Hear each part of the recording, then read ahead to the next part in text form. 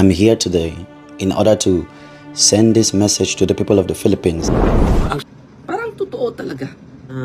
Nahulaan niya yung mga nangyari. Binibigyan niya ng buwan, November at December. Very precise. So ito yung kumalat sa social media, mga kapatid. Unang-una, ang rason niya ay idolatry. So makikita natin na hindi ito Katoliko. Hello mga kapatid, magandang araw po, araw ng Martes ngayon. Kumusta na po kayo? At sana nasa mabuting kalagayan po kayo mga kapatid. At meron tayong bibigyan ng reaction video sa araw na ito. At ito yung isang pastor na Amerikano ba ito?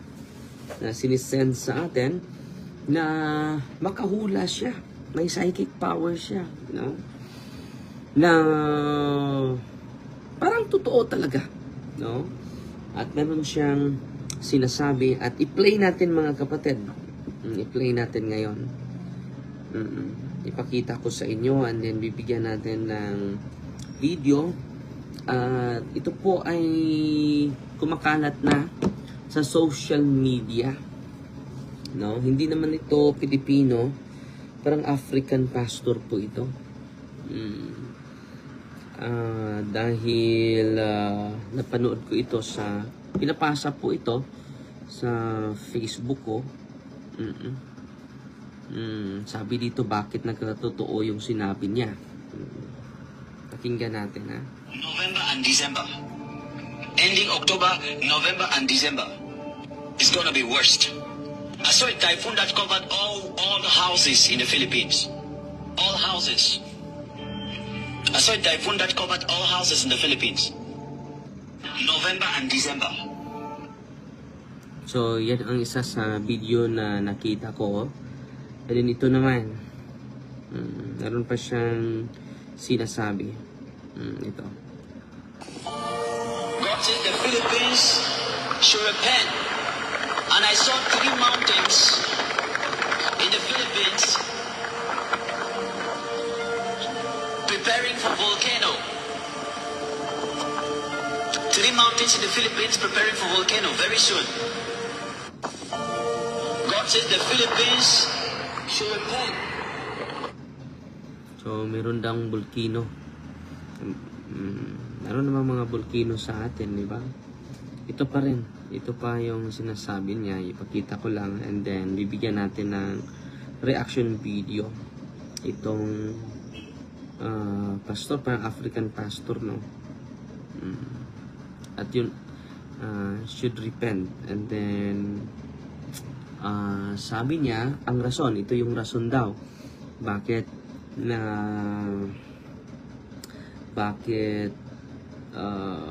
gumuho. November and December. Ito yung rason. Ending October, November and December. It's gonna be worst. And I saw your president crying. I saw your president crying. I saw a typhoon that covered all houses in the Philippines. All houses. I saw a typhoon that covered all houses in the Philippines. Houses were buried underwater. You say, God, why? God said,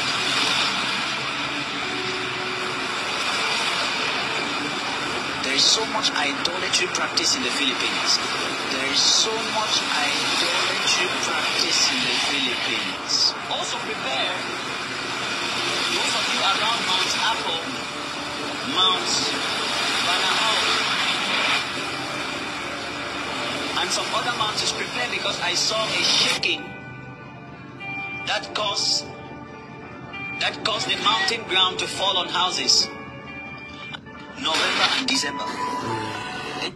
So, yan po mga kapatid, no? Isang pastor na nahulaan niya yung mga nangyari. Binibigyan niya ng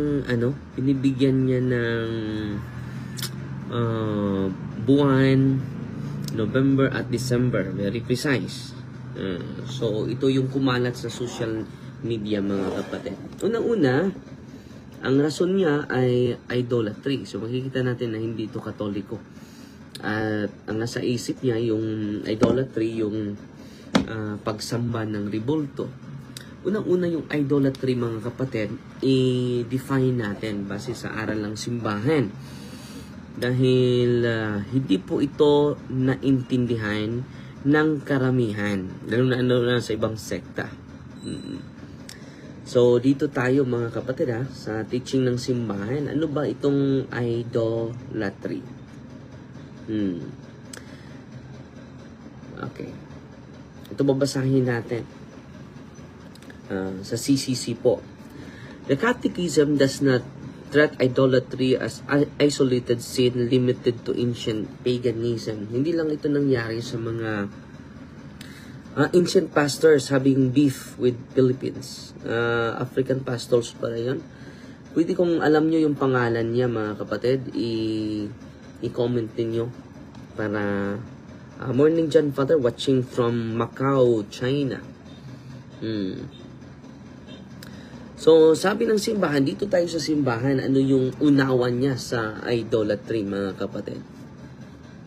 Sabi niya, it teaches that idolatry has many phases, all spring from the same root.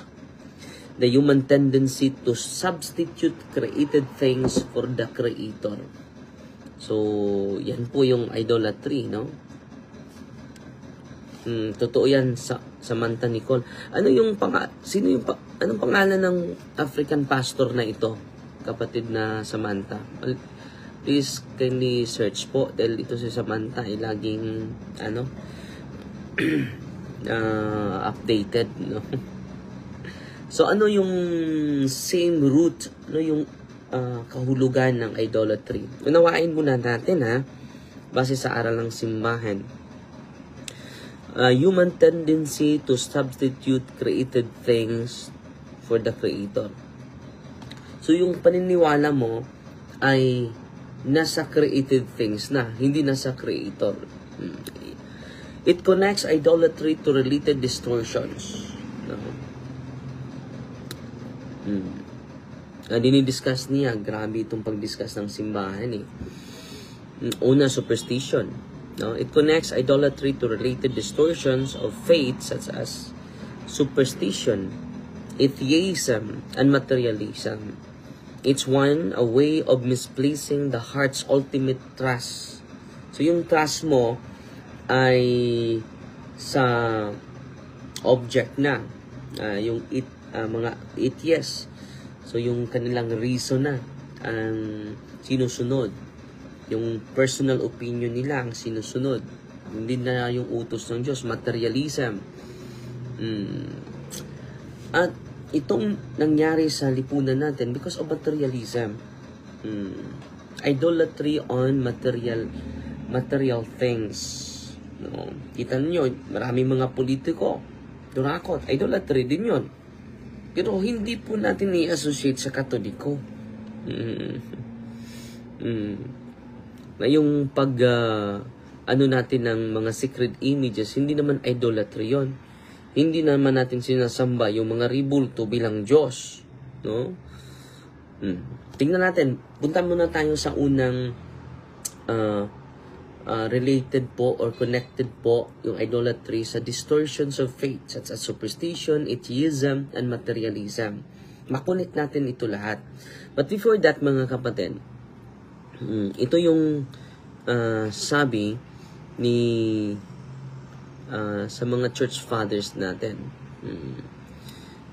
I-connect natin sa teaching ng simbahan. The Catechism of the Catholic Church gives a rich and precise explanation on idolatry. So, punta muna tayo sa idolatry. At sunod, i-discuss na naman natin yung psychic ability ng pastor na ito, African pastor. No? Sinisearch pa ni Samantha yung pangalan ng pastor na ito. Samantha, i-comment mo paulit-ulit para makita ko. Dahil nagbabasa tayo, no? Dito muna tayo sa pag-uunawa ng simbahan, hindi pag-unawa ni Father Darwin. Kahit pari na ako, hindi ako magsasalita sa aking opinion lang. Okay? So, 2 beses ating komentaryuhan itong African pastor, mga kapatid. He said, throw away. Sabi ni Anasya Tampos. He said, throw away statues and images, praying for saints, objects. Some churches are for money. Yun sabi niya. Explain natin yan, mga kapatid. Sa isipan ng ating Santa Iglesia.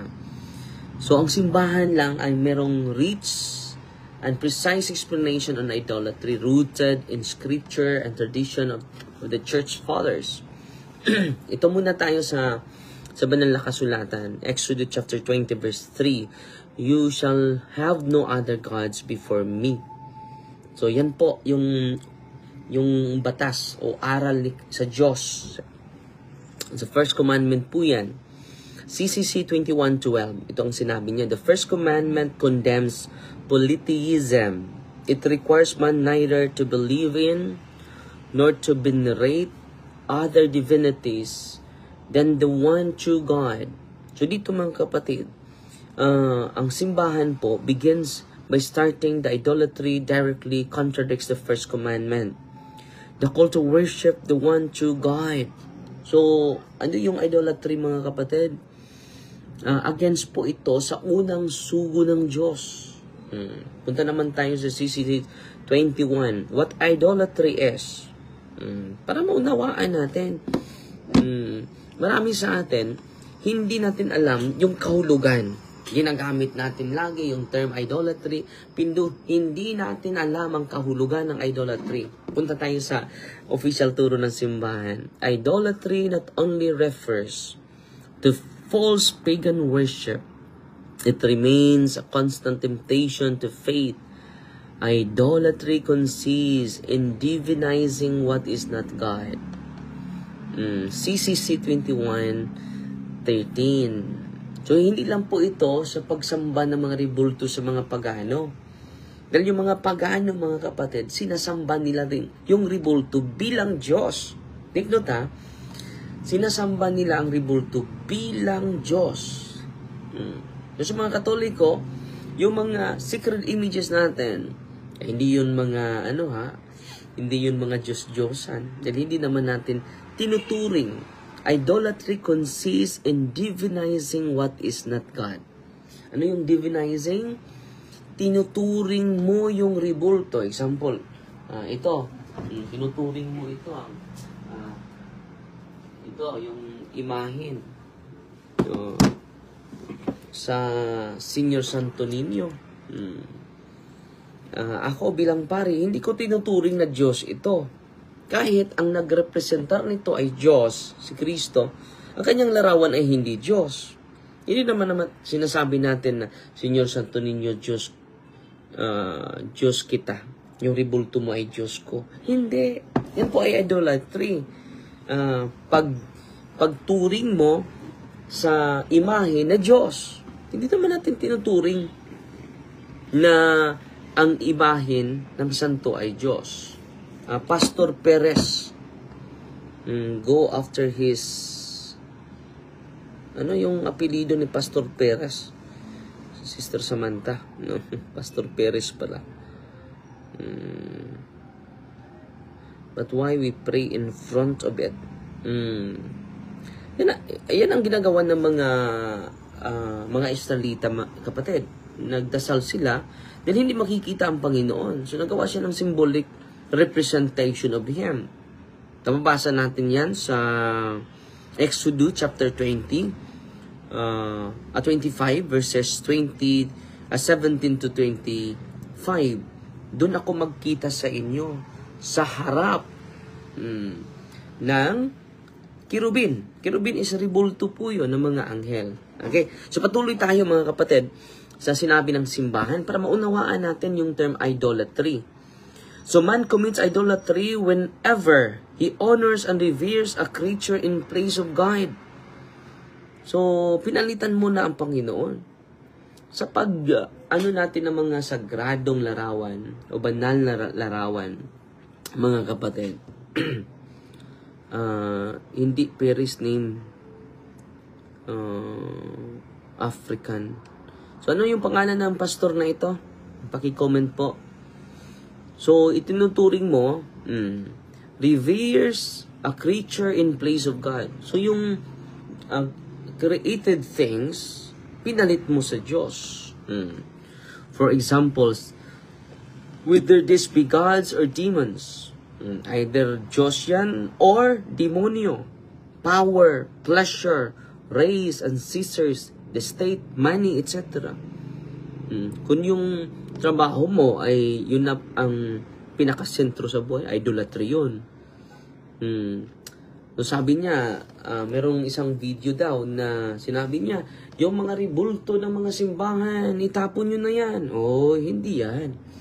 Nakamali ka dyan. Hindi naman tinuring ng simbahan ang mga sacred images na Diyos. Katulad, Pastor Perez Indi, Father. Indi. Si Pastor Perez Indi pala.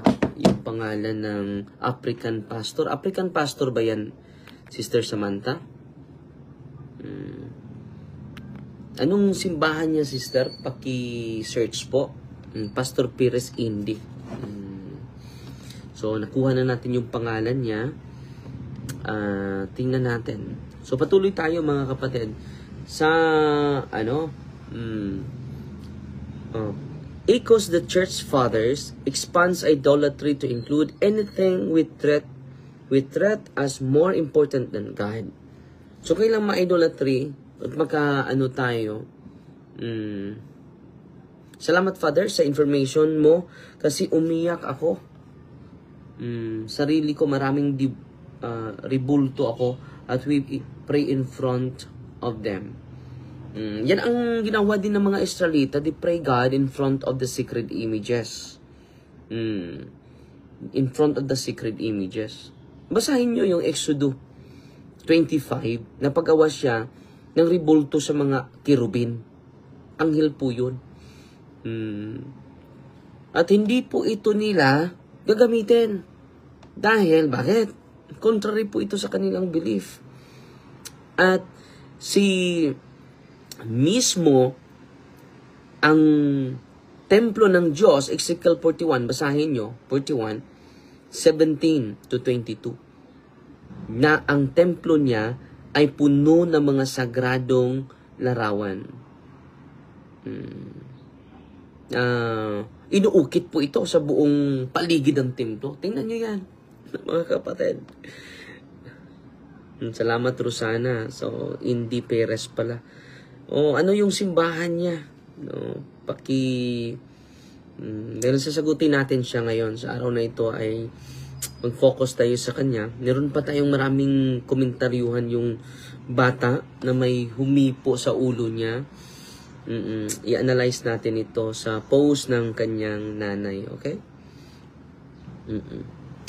So, ang idolatry pala, mga kapatid, base sa turo ng simbahan, anything with threat as more important than God.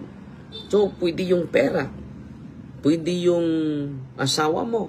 Pwede mo, yung husband mo. Maging Diyosan mo yan. Maging idolatry. Hindi sa sacred images. Hindi naman natin tinuturing. Sabi dito, Pastor Perez or Pastor Lawrence Antes Pancueco. Cameroonian pastor in US. Sa America pala ito. Cameroonian pastor in US. I-search natin mamaya yan. Okay? Salamat, Anisha Tampos. So, yan po. Anything with threat as more important than God. Wealth, fame, kasikatan, pwede yan maging idolatry. Political power, pwede din yung mga politiko. Ito yung rason, hindi yung ribulto. Dahil sa flood control. Flood control. So, ano nangyari sa atin ngayon? Ito yung rason. Idolatry on power. Hindi idolatry of sacred images. Dahil wala namang Katoliko nag-worship sa mga sacred images as God. So, ano pa? Even one's own self or passions. Pwede din ma-Diyos-Diyosan yung sarili natin. Kung sinusunod natin yung sarili natin, selfish tayo, Diyos-Diyosan yun. Idolatry yun. Tanong ko sa iyo, kapatid, these practices, this inclination only exists in the Philippines? It exists in the whole world. Yan ang hindi mo alam, kapatid. It's not limited to statues or images, but to the orientation of the heart. Yan po yung idolatry. Orientation of the heart. Kung ang orientation mo, ang pinakahalaga mo ay yung trabaho mo, ang pinakamahalaga yung ari-arian mo, kung ang pinakamahalaga sa puso mo ay yung mga bagay sa mundong ito, yung kapangyarihan mo, yung fame mo, yung sarili mo, you commit idolatry. Itong practices na ito, nag-exist lang sa Pilipinas? Hindi po. Sa buong mundo yan. Sa buong mundo yan. No? So, dito naman tayo sa inner nature of idolatry. Very rich and wide yung ano ng simbahan. Okay? CCC 21:14. Ito po. Idolatry rejects the unique lordship of God. It is therefore incompatible with communion with God. So, ang idolatry, mga kapatid, hindi mo na tinuturing ang Diyos na Diyos. Na-reject mo na. The unique lordship of God. It is therefore incompatible with the communion with God. So, hindi ka na magsimba sa Panginoon. Practical atheism ka na. Ano yung practical atheist? Kahit Katoliko ka, practical atheist ka.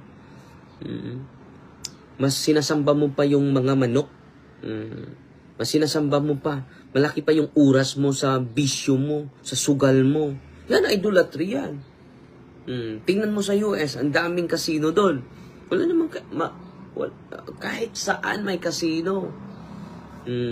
African or American pastor pala ito. I see. Pastor Perez Indy. Salamat po So, tingnan natin yan. I-search natin yung simbahan ni Pastor Perez Indy.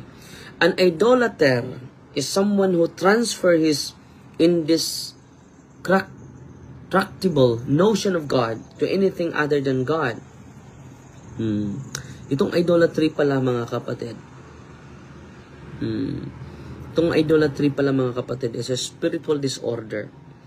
When the human heart gives to a created things the devotion, trust, and love that belong only to the Creator. So it is a spiritual disorder, kapatid. Itong tinatawag na it is a spiritual disorder, itong idolatry. There is sa madami casino, father. Pati mga Pinoy dito malalasan. Yan ang idolatry yan. Yan ang idolatry. Isa yan sa kahulugan ng idolatry. It is a spiritual disorder. Pagpunta nga namin sa Amerika, mga kapatid, may naka-oxygen. Nag-asasino pa. Hindi totoo yun.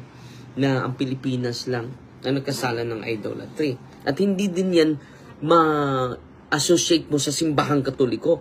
Din walang Katoliko na tinuturing ang mga imahen na Diyos. Wala po. Hindi totoo yun. So, anong mangyari kung magpatuloy tayo sa idolatry? It is a spiritual disorder. It distorts human dignity because we were made in God's image and called to worship Him alone. So, it is a spiritual distortion. Pangalawa, ang spiritual distortion it distorts human dignity. Bakit? We are created in the image of God and we are called to worship Him alone. It can also be a political idolatry. Yes, yan ang nasabi ko, ate. No? Idolatry, political power, fame, pagsamba sa sarili,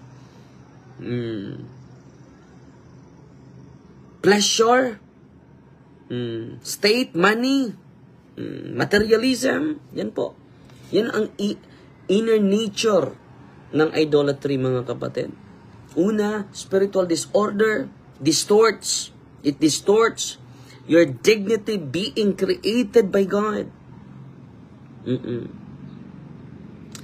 At in a broader perspective, mga kapatid, ito ang sinasabi ng simbahan. Yung superstitious belief mo, yung lucky charm mo.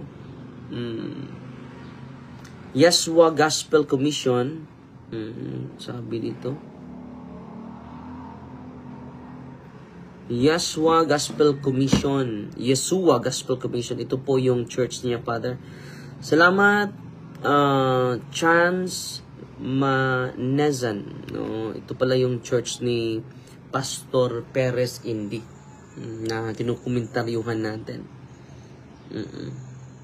Naging famous siya, Father, kay na-predict niya ang linog o ang mga baha. Sige, komentaryuhan natin yung ang psychic power niya. Pero focus muna tayo sa idolatry para magkaisa naman tayo sa kahulugan. Okay?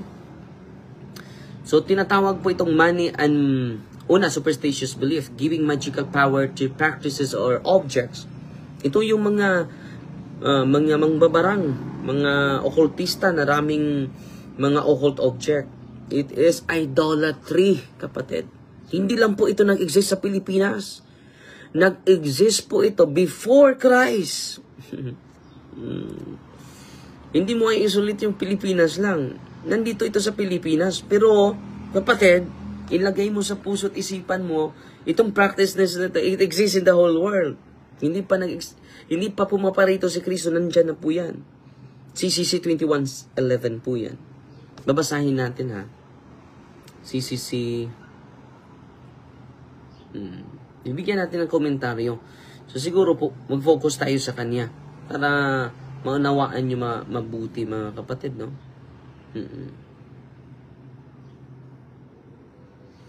Ito po. Superstition is the deviation of religious feeling and of the practices this feeling imposes. It can even affect the worship we offer the true God. That is, when one attributes an importance in some way magical to certain practices, otherwise lawful or necessary to attribute the efficacy of prayers and of sacramental signs to their mere external performance apart from the interior disposition that they demand, is to fall into superstition. Pwede po yan, yung mga sacramentals natin, it falls to superstition, kung wala tayong interior disposition, yung transformation natin. Okay? So, punta naman tayo sa pangalawang punto sa ating simbahan po about idolatry, mga kapatid. Dito naman tayo sa atheism. Sa CC 21:11 muna. Superstition is idolatry's subtle form. It treats rituals, objects, or formulas as if they have power apart from God's will. So, kahit apart ito sa kalooban ng Diyos, effective pa rin ito. It reduces faith to manipulation. So, mamanipulate mo na yung tao dahil may kapangyarihan ka sa mga object na yan. Using religion as a tool to control outcomes rather than a relationship of trust in God. So, i-control mo na yung mga tao para ano yung sinasabi mo, susunod na sila. Manipulation po. Pero ang simbahan, it is not to manipulate someone, but to promote relationship centered on God. So, yung trust natin centered on God. Even devout acts, prayers, sacraments, devotion can become superstitious if they are done mechanically or for selfish ends instead of in faith and love. Wearing, example, medal, saying a prayer, or lighting a candle as if it guarantees success without interior conversion or trust in God's grace. So, kailangan may interior conversion, mga kapatid, sa paggamit natin ng mga sacramentals, ha? Hindi po yan sapat. Maging idolatry yan kapag apart from interior conversion. Okay? Dito naman tayo sa atheism and secularism. CCC 21:24. Atheism is often founded on false conception on human autonomy. Man exalting himself makes himself the end and miserable things. Yan po yung atheism and secularism. Ito po yung idolatry, mga kapatid. So, ulitin ko yung superstition, ha. Pwede maging superstitious belief po ang mga sacred images kung lagi mong ginagamit ito without internal conversion.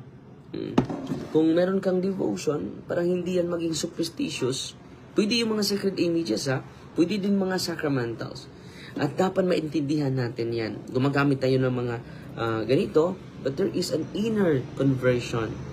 An increase of intimacy to God. An increase of a loving relationship to God. No? An increase of respect of one another. No? Lagi kang nagsamba, pero hindi mo na yung ugali mo. Superstition po yun. Hindi po yun faith. Okay? Punta na tayo sa atheism and secularism. So, ang sentro nito, human autonomy. Yung tao na ang last say, hindi na ang Diyos. Ano yung kahulugan sa CCC 21:24? Ito po, the Catechism links atheism to idolatry of the self. So, yung Diyos mo, yung sarili mo na. When man replaces God with his own reason, power, and will. Sino yung bahala? Ako yung bahala dyan. No? Idolatry yan. This is a modern form of idolatry, not bowing to status, but to human pride. It reflects in Genesis chapter 3, verse 5, you will be like gods. This is the ancient temptation. Hanggang ngayon ay nagpatuloy. You will be like gods. No, anong gusto ko? Wag niyo akong pigilan, ha. Genesis 3:15. When man becomes his own reference point for truth, morality, and meaning, he no longer worships God, but his own autonomy. Marami ito, nangyari ito sa buong banda, ha? Buong bansa, ha? Hindi lang sa buong Pilipinas, buong mundo po, Pastor Perez. It happens all throughout the globe. It is not only happening here in the Philippines. No. When man becomes his own reference, no, this manifests in ideologies that rejects transcendence and threat progress, science, and the state as ultimate ends.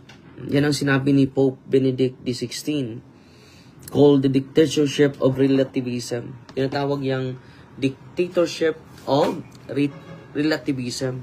Ang ganda ng sinasabi ni Pope Benedict XVI. Dictatorship of relativism. Yung relativism sa kultura ng kultura din ng taga-Bohol, no? Ija, aho. Siya. Dictatorship of relativism. Atin itong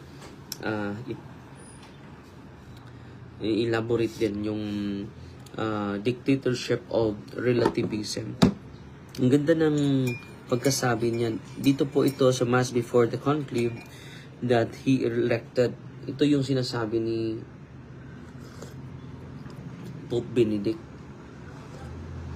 Sabi niya, we are building a dictatorship of relativism that does not recognize anything as definitive and whose ultimate goal consists solely of one's own ego and desires.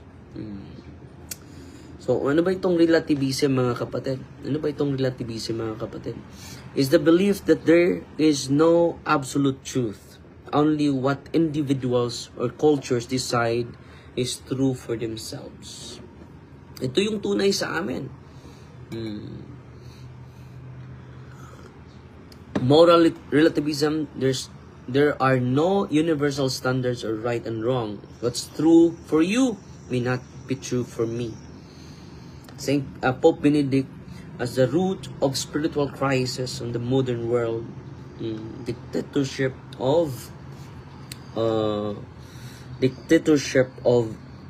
relativism. Ang ganda ng sinabi niya. Grabe itong relativism. Ito yung metaphorically point ni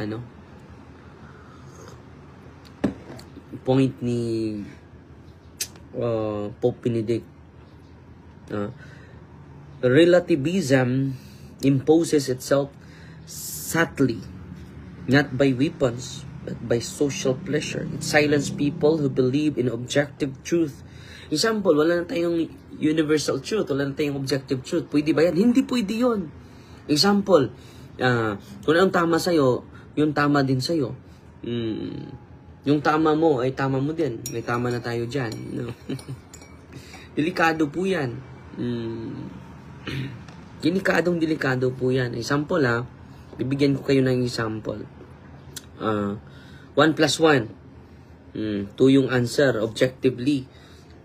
Pwede ba yung sasabihin mo, para sa akin, 11 yun. Pwede ba yun? So, itong dictatorship of relativism, sabi ni Pope John Paul, Benedict, it is a crisis. Crisis of, root of spiritual crisis. Ito na po yung nangyari sa atin, mga kapatid. Patuloy tayo. When nothing is true, power becomes the only measure of right and wrong. So, yung mga makapangyarihan lang, yung gusto nila ang manaig. Dictatorship of relativism. Dictatorship. Ang ganda ng sinabi ni Cardinal Ratzinger, Pope Benedict XVI on relativism. In other words, when nothing is true, power becomes the only measure. Kung makapangyarihan ka, yun ang katotohanan. Anong sinasabi mo, totoo na yun. Wala nang makapag-rebat sa'yo. Having a clear faith according to the creed of the Church is often labeled as fundamentalism. Meanwhile, relativism, that is letting oneself be tossed here and there by every wind of doctrine, appears as the only attitude acceptable to today's standard. Grabe, no? So, the antidote of this, against relativism, Pope Benedict XVI proposed faith in Jesus Christ as the only solid foundation of truth and love. We have a different goal, the Son of God, the true man. He is the measure of true humanism. So, yun ang measure po, ang true na pagkatao kay Kristo lang. We have different goal. So, the antidote to relativism is not intolerance, but truth grounded in love, the truth that frees. John chapter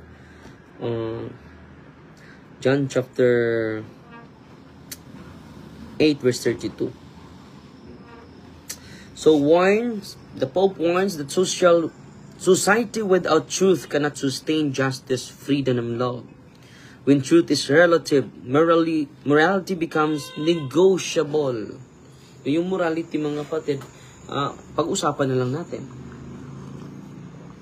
Kahit immoral, maging moral, no?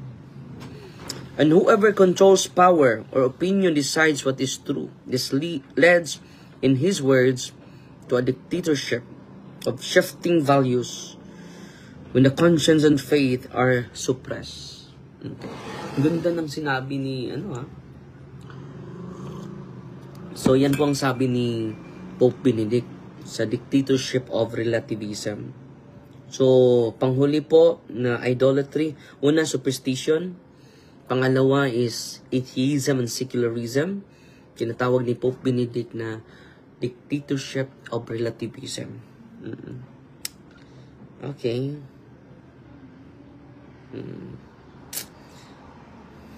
So, dito na tayo sa panghuli, mga kapatid. Money and materialism. Ito po, Ito yung idolatry. No? A theory that makes profit the exclusive norm and ultimate end of economic activity is morally unacceptable. The disordered desire for money cannot be produce perverse effects. CCC 24:24. Okay? So, anong kahulugan nito? I-explain natin. Materialism makes wealth, comfort, and consumption the highest good, thus enslaving the human heart to possessions. You cannot serve both God and mammon. Matthew chapter 6 verse 24. Ayan nga, dito tayo. Kita nyo yung mga politiko, ang ganda ng mga plataforma nila. Pero mawala sila sa sarili nila. Makikita nila yung SOP nila. Yan ang rason na grabe yung pinsala sa Pilipinas. Dahil sa political idolatry. Worshipping on money. Believe ako sa sa mayor natin, sa Lila. Umiiyak siya while nag-deliver siya sa kanyang speech. Tulungan natin. So ako din manawagan ako at yung Lila mga kapatid, maliit lang na lungsod pero nagbigay ng 1 million kahit maliit na lang yung pundo nila at hindi pa sila nakatanggap ng budget para this year, next year.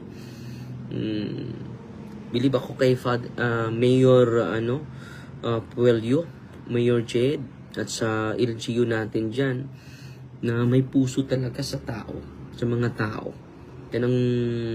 Kaya tinutulungan ko sila, sinasamahan ko sila. You cannot serve both God and mammon. Yan ang idolatry, pagsamban ng pera. The Catechism emphasizes that when money and power become our masters, they take the place of God and distort our dignity and relationship. So, puro lang pera. At dahil doon, we worship the God called money. Tinatawag yung mammon. This is idolatry of having rather than the freedom of being. No? Having. Kuha, akin to. Kahit hindi mo yan lupa yan sa kapatid mo, kinuha mo pa rin. Nagpatayan kayo dahil sa lupa. Yan po, idolatry. So ngayon, dahil sinasabi na natin yung kahulugan ng idolatry, with due respect ni Pastor Perez, very shallow lang yung kanyang understanding sa idolatry. So ano yung solution dito? So ang simbahan po sa CCT 2135, the positive call, worship of the true God. Ang dapat simbahin natin ang totoong Panginoon lang. Hindi yung pera, hindi yung opinion natin, hindi yung sarili natin, hindi yung superstitious belief natin, patuo-tuo natin. Okay? Matthew chapter 4 verse 10, you shall worship the Lord your God, and Him only shall you serve.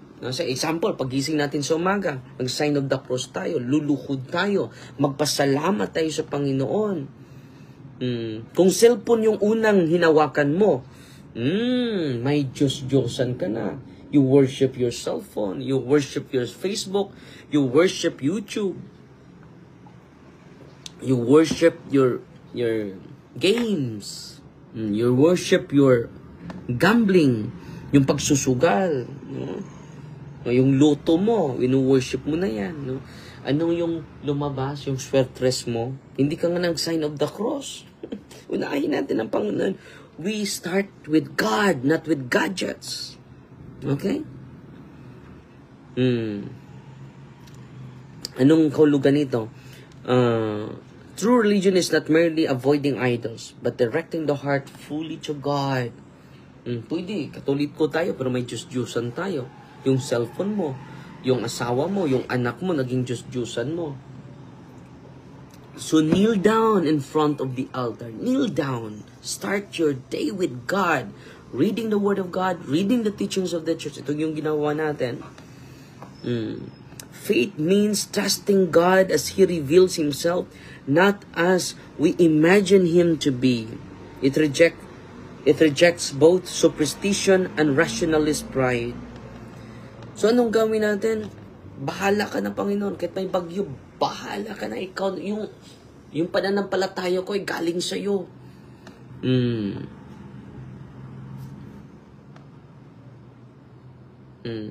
Jipoy, yung pagising ko, Father, no? We worship idols, ha? Faith fixes the heart on God's truth.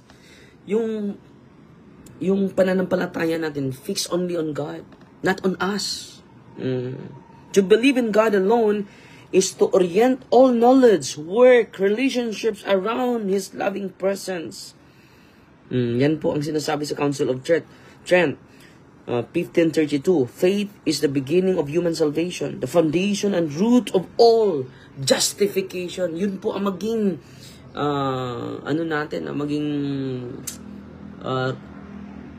maging matuwid tayo.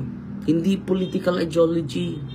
Yung faith natin sa Panginoon. Yung plano mo, isurrender mo sa Panginoon. Ito yung plano ko, Lord. I-bless mo itong plano ko. Ang ganda ng plano ko. Ako talaga yung the best. Matalino talaga ako. Dahil sa akin, na-realize ito. Dahil yan sa akin. It is a worshiping of the self. I-present mo sa Panginoon. To God's be all the glory. Hindi sa'yo. Hindi yung pangalan mo. Pangalan ni Kristo mag-glorify, hindi ikaw. Okay? So, ang Panginoon talaga yung sentro, hindi tayo. Okay?